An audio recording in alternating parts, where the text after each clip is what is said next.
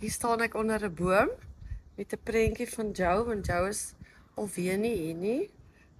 Stoksiel alleen staan ek hier, maar Joe is in ons harte. Wat doen jy graag as jy stoksiel alleen is op 'n Saterdag en jy nou die alleenheid bietjie wil besoeer? 'n Drankie of 'n glasie wyn. Ek het gaan kuier by Bertus Fourie. Hy is die wynmaker by Ande Oaks. Wonderlike stories om te vertel. Gaan kyk bietjie saam.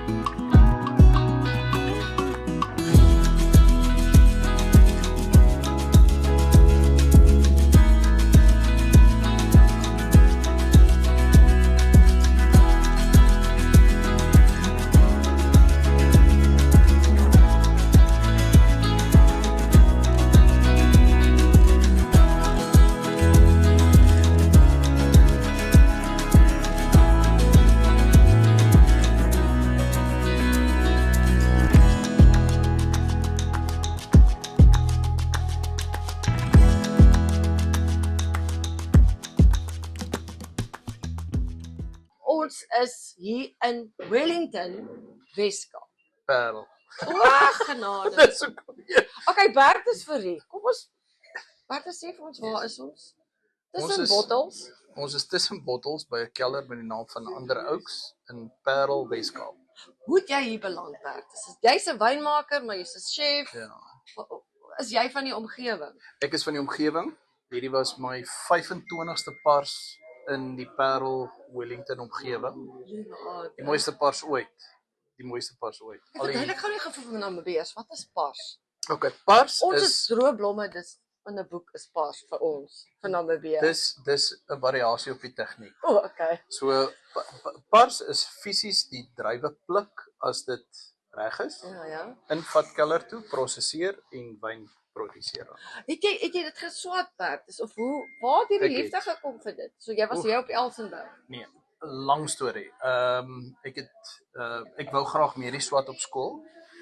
Ek is nie gekeer nie, so ek het BSc geswat, microbiologie, biochemie, fisiologie en sielkunde. Ja. Stellenbosch het my laat weet ek is gekeer, toe sê hulle sorry, administratiewe fout.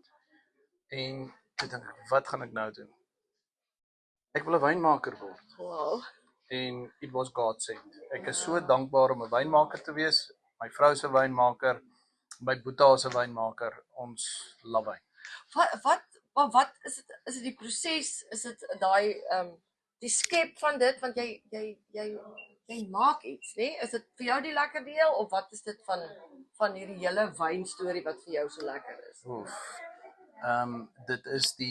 Dit maak jou nederig effek van wyn maak, omdat jy met die veranderlikheid van die natuur werk.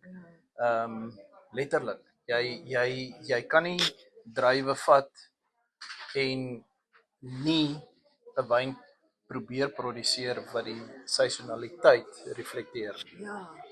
Dit is so lekker om met die natuur te werk en wat die natuur jou bied.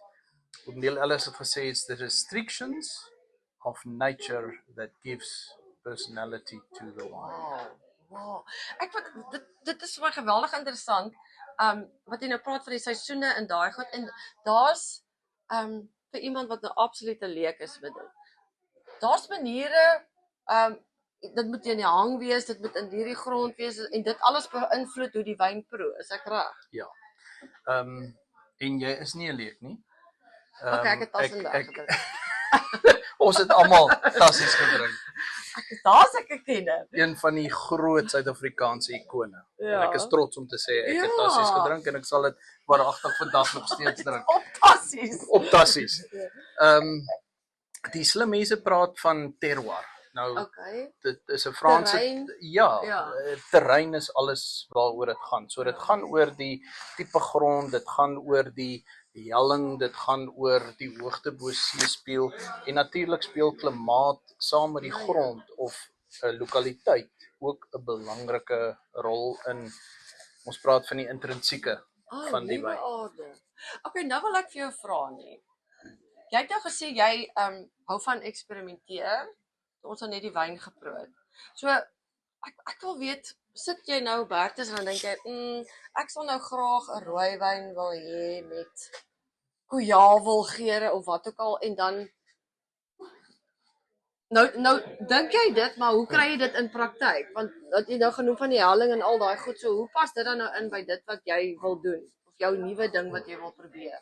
Gelukkig en ja, dit kan nou baie lank gesprek wees, maar ek gaan dit so kort as moontlik hou. Madame Philippine de Rothschild, een van die first growths daar in Bordeaux het gesê winemaking is not difficult, only the first 300 years are. Nou wat sy daarmee sê is daarso is soveel wat hulle geleer het deur trial and error. Ja. En ek dink dit is die essens van terroir. Sekere variëteite vaar beter op sekere plekke.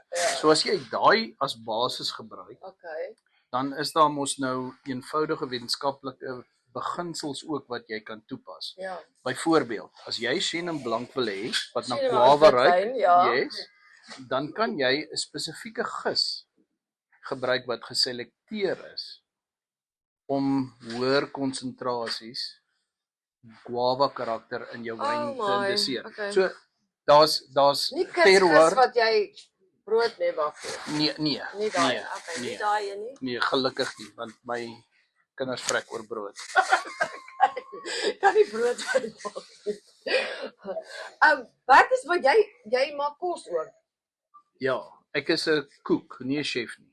Wat is die verskil? Dit klink soos ek kook net. Kan jy sien hoe kook ek? I'm just cooking. Nee, maar dit lyk of jou metabolisme werk. Myne werk al lankal nie meer. Die verskil tussen 'n koek is 'n koek mag dit opdons. Okay, that's definitely. Ek is 'n koek. 'n chef mag nie. Oh, okay. Maar jy hou van ook daar eksperimenteer. Gebruik jy gooi jy jou wyn, drink jy jou wyn of gooi jy dit in jou kos? Beide. I love cooking with wine sometimes. Sometimes I add it to the dishes. Voel jy dit bietjie anders? Okay, ek wil nou jou vra onthou nou Namibië is bierdrinkers. So as ek nou sê I'm a wine virgin. So jy wil nou vir my leer Hendriet as jy okay, en ons drink dooswyn waar ek bly in Windhoek. Waarna moet ek kyk as ek nou die bottel vat? Kan ek vir jou sê hoe koop ek dit? Wat die mooiste label het. So dis hoe ek wyn kies. So dit proe nou nie altyd so hard nie, so dan gooi ek dit nou maar in die kos dat dit verdamp. Tips. Ek soek tips vir as jy nou besluit ek wil rooiwyn drink, wat sal jy voorstel? Sure. Waarna sal mens kyk? Kyk jy na die jaartal?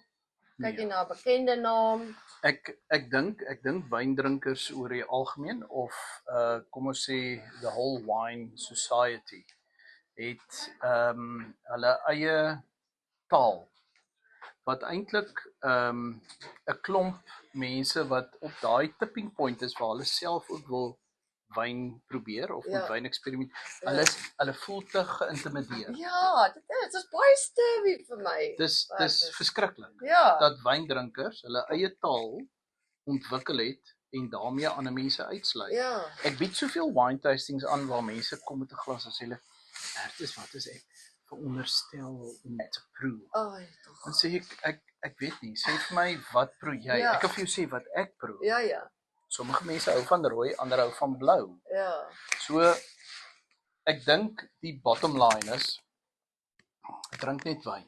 Ja. Bokswyn of dooswyn is oor die algemeen uitstekende kwaliteit. Ja. dit is- En ons is so geseënd met die kwaliteit en die pryspunte. Ja. Die pryse wat ons betaal om 'n boks of 'n bottel dan nou van die rak af te haal in vergelyking met ander wêrelddele. Ja. We are die so spoiled for verskeidenheid, choice. Ja. Ongelooflik. So die punt is ek moenie fout maak nie, ek drink genoeg bier. It takes great beer to make great wine. Sê hulle. Ek drink graag bier, dit hang af van die okasie, dit hang af van die geleentheid. Ja.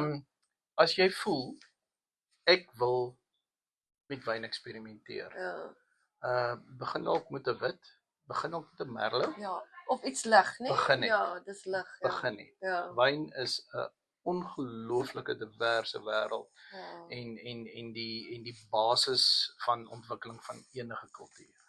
Wat is my laaste vraag wat ek wil vra?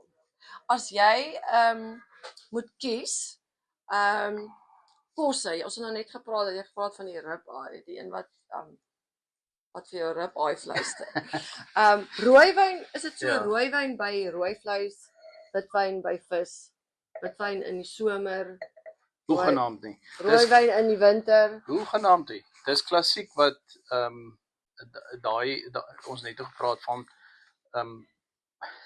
van pompousness. Ja, So stewigheid, ja. nee. Ja. As wyn Moet jy vir dit jou wel lekker is saam met 'n eier Kan in jy die dit so oggend, doen, ja. geniet dit. Ons vergeet baie kere dit Ja, dat wyn gemaak is vir mense om te geniet. dis waar. En daar is so baie om te geniet. Ja. Ag, dis baie lekker hier. En ek hou van hoe Bertus verduidelik hoe mens wyn drink. Daar's geen stewigheid nie, daar's niks daaraan nie. Bertus, ek wil weet wanneer kom kuier jy weer by ons? Het springbokke geskiet in my land, het jy nou net Yes. vertel. Yes. 6-7 jaar gelede en dit was ons het geland op 'n plaas op 'n privaat lodge in 'n rivierloop. Dit was in die suide, nee, of het jy Ja, wat ja, jy ja, gesê, ja. ja. In die Namibiese kant van die Kalahari en ons het met 'n Pilatus kan ek onthou vliegtuig gaan land in 'n rivierloop. wow. En ons is na hierdie lodge toe en ons het gejag. En die grootste gedeelte was nie die jag nie. Die groot gedeelte was die Kalahari truffels wat ons uitgehaal het. Ja. Maak jy dit met room en knoffel, nee? Ja, ek weet wat, ek sal dit net so rou ook eet. Ja. Dis een van die lekkerste goed wat ek nog geëet het. Ja, dis lekker. En in terme van wanneer ek Namibië toe kou, ek wil 3 jaar gelede weer daar gewees het so. Ja. Ons het 'n wonderlike land en dit sal lekker wees om jou dae vir 'n glas dooswyn te kry in Windhoek. Namibiese mense, soos ons boere mense is lekker mense. Lekker En dit sal heerlik wees om dit saam met jou daar te geniet. Asseblief, dankie Bertus vir die gesels, dit was baie lekker. Dankie hoor. Ag, Cheers.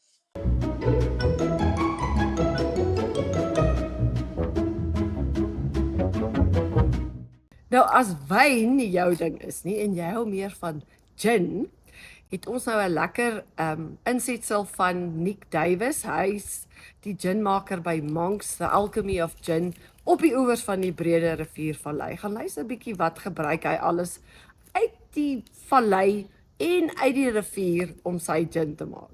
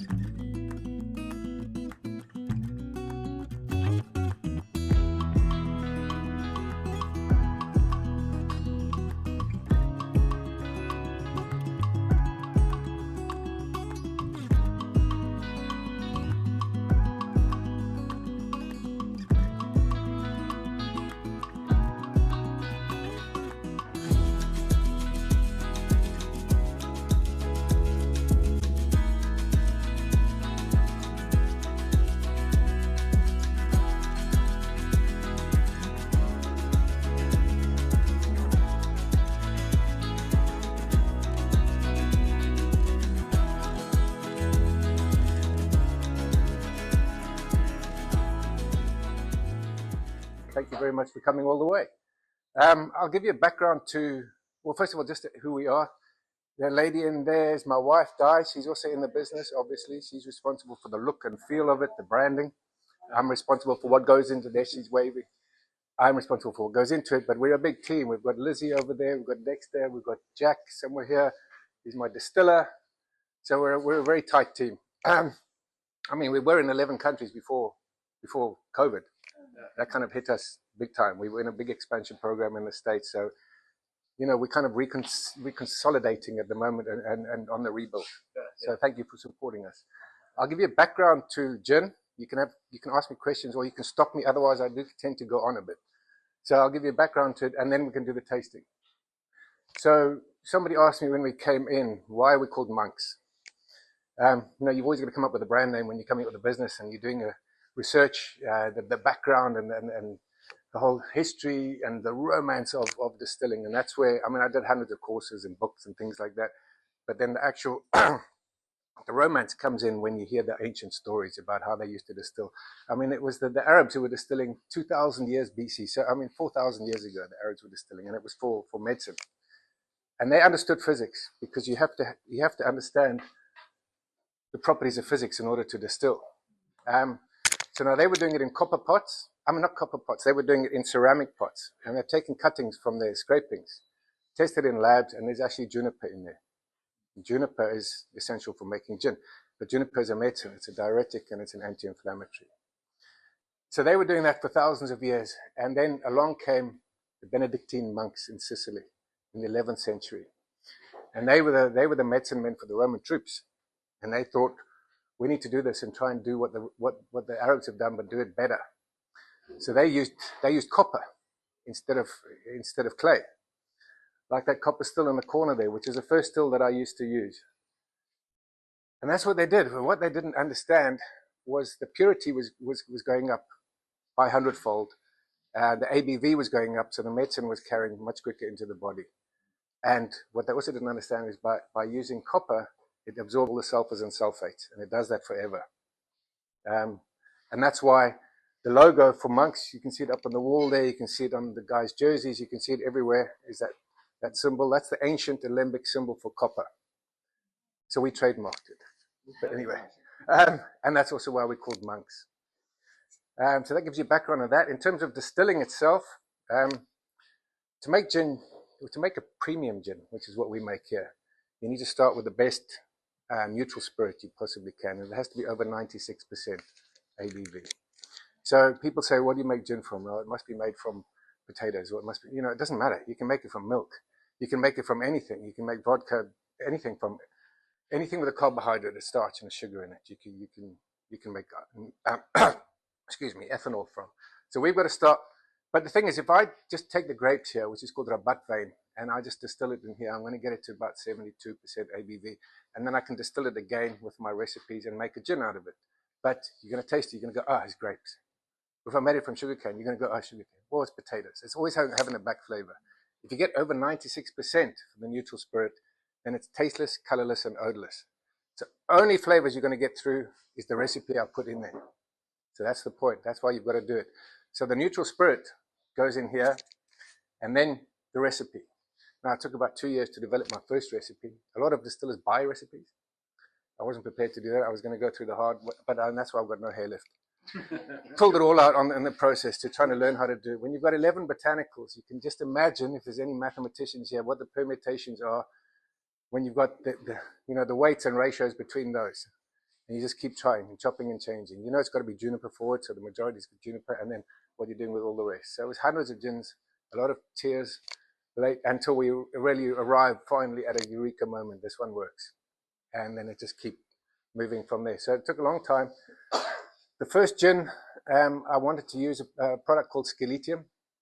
I don't know if anyone here has heard of Sceletium. You get it in southern Namibia.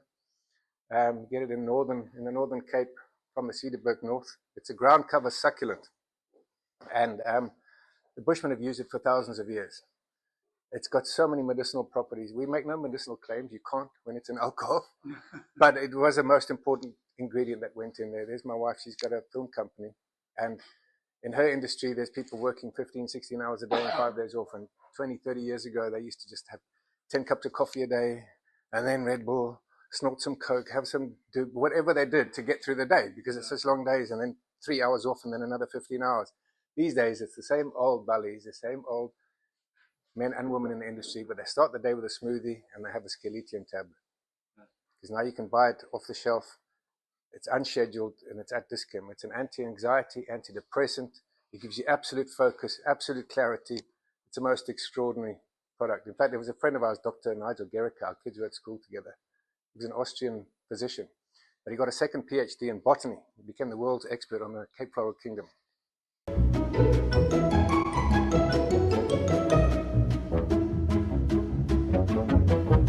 And we're going to get about 200 liters out of it. 200 liters. Yeah, you see, the thing is, this is a 500-liter tank, but you can't fill it 500 liters neutral spirit. That's volatile. That's a bomb. It's literally a bomb. So you've got to reduce it to under 50% ABV. So actually half of this is filled with water and half is filled with neutral spirit at 96%. I mean, it's highly volatile. That's why we don't have open flames here. We don't have open fires and things like that. Yeah, and ethanol at 96%, which is what all of those are over there. One spark next to that and none of us would exist. I mean, it's literally... Smokers are. Yeah. What different flavors, if you call it flavors? Yeah, which we don't, but we have 3 different types of gins. People are used to going into shops and they see flavored gins and they see colored gins and things like that. Now, I'm a purist, but there's a space for everyone and it's absolutely fine. But what we make is, our method is called London Dry Gin. So everything is pure. There's never any additive. Once it's come out of here, all we add is crystal clear mountain spring water to blend it, to bring it down to 43% for bottle strength, and then it goes out. Now, when you add a color, because you can't distill with a color, right? So when you've seen a colored gin, you know they've added color. And to add a color, you've got to add a fixative, because otherwise the color will eventually go brown. So there's all sorts of additives that go in there. And that's fine. I don't mind if people do it, but by law, they're actually not allowed to be called gins. Those are called spirit aperitif, and it's supposed to be on a separate shelf. You'll notice, next time you go in a bottle store and you look at like the Beef Eater, and you know they've got the Beef Eater, the clear one, the normal one. It's been around for hundreds of years, and now they've got the pink one next to it. Look at the label next to it, because they'll be next to each other in the bottle store. And you assume that they're gin, but look at it next time. You'll see, that pink one doesn't even say gin. It says aperitif or something like that. But a lot of them do. And one of our gins is a blueberry one. So we've got those all under that cover there, on opposite there. That's all blueberries. It's export. It's called Eureka. They're this size. You never get them here. You only get them in Sainsbury's in England. We can't even get them here. We can go and we just get handfuls, but you can't generally. Now, the gin is made from the blueberry. You know, we macerate it here for 2 weeks. There's a grape press out there, and everything goes through the grape press. And it's a most beautiful color, and it all goes in here. Of course, the color comes out. You know, it comes out clear, so there's no color in the end. So if you go on a shelf and you see a blueberry gin and it's a color, well, you know it's just they've added flavor and they've added a color or two. So when I tell you about our blueberry gin just now, don't expect it to have a blueberry flavor. It's made from blueberries. You know, there's a big difference. It's got the goodness of blueberries in it, but it's not a blueberry flavor gin.